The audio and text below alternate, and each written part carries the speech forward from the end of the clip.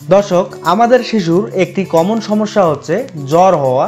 জ্বর সাধারণত শিশুদের মাঝে মাঝেই হয়ে থাকে, কিন্তু জ্বরের সাথে যদি র্যাশ হয় তাহলে আপনার করণীয় কি? আজকের এই ভিডিওতে আপনাদের বোঝানোর চেষ্টা করব। আপনার শিশুর যদি জ্বরের সাথে র্যাশ হয়, অর্থাৎ ছোট ছোট ঘামাচির মতো উঠে, তাহলে আপনার করণীয় কি? তো বুঝতেই পারছেন, ভিডিওটি অনেক গুরুত্বপূর্ণ হতে চলেছে। সম্পূর্ণ ভিডিওটি শেষ পর্যন্ত দেখার চেষ্টা করবেন। শিশুদের প্রায়ই জ্বরের সঙ্গে ত্বকে দানা দানা বা র্যাশ দেখা দেয়। নানা কারণে এটি হতে পারে। অনেক সময় এর র্যাশের ধরন দেখেই নির্ধারণ করা যায় রোগটি কি।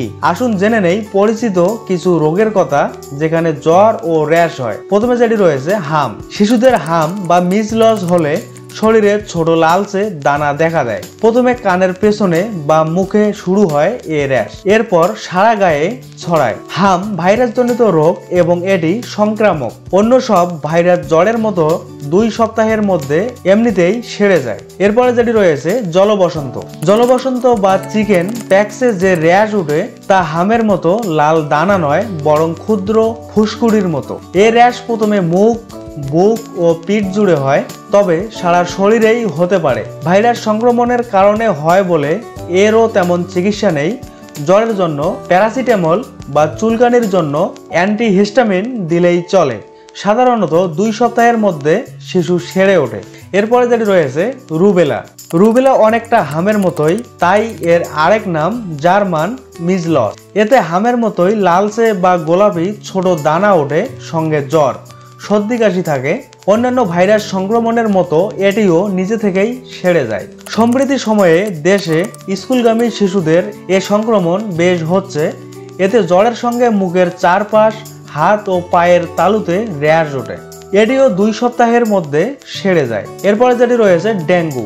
দেশে এখন ডেঙ্গু প্রায় সারা বছরই হয়, তবে জুলাই থেকে সেপ্টেম্বর, অক্টোবর পর্যন্ত পিক মৌসুমে। ডেঙ্গুতে সাধারণত জ্বরের 2 বা 3 দিনে গায়ে ছোট লাল দানা ওঠে, বুকে পিঠে বেশি দেখা যায়। ডেঙ্গুর র্যাশ বেশি দিন থাকে না। তো দর্শক, আমরা জানতে পারলাম শিশুদের জ্বরের সঙ্গে র্যাশ হওয়ার যে কারণগুলো রয়েছে, এটা বেশিরভাগই ভাইরাস সংক্রমণের ফলে হয়ে থাকে এবং এটি আপনা আপনি সেরে যায়। তো এখন কথা হলো, আপনার শিশু যদি আক্রান্ত হয় এই সমস্যায়, তাহলে আপনার করণীয় কি? চিকিৎসক র্যাশের ধরন দেখে কোন ভাইরাস দায়ী তা অনেক সময় শনাক্ত করতে পারেন। বেশিরভাগ ভাইরাসজনিত জ্বর ও র্যাশে তেমন চিকিৎসার প্রয়োজন হয় না।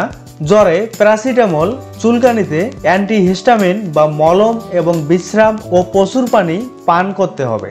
এরপরে যেটি রয়েছে নখ দিয়ে চুলকানো ঠিক নয়। পরিষ্কার পরিচ্ছন্ন থাকতে হবে, শিশুকে আলাদা রাখতে হবে। যেহেতু এসব রোগ সংক্রামক, তাই পুরোপুরি না সারা পর্যন্ত শিশুদের স্কুলে পাঠানো যাবে না। তো দর্শক, আমরা জানতে পারলাম এই রোগটি সাধারণত ভাইরাস সংক্রমণের ফলে হয়ে থাকে এবং এই ভাইরাসে আপনার শিশু সংক্রমণ হয়ে থাকলে আপনার করণীয় বেশি কিছু নেই, জাস্ট অপেক্ষা করতে হবে। তো সব মিলে ভিডিওটি ভালো লাগলে অবশ্যই লাইক দিবেন। পরবর্তী ভিডিওর নোটিফিকেশন পেতে চাইলে আমাদের চ্যানেলটি সাবস্ক্রাইব করে আমাদের পাশে থাকবেন। ধন্যবাদ।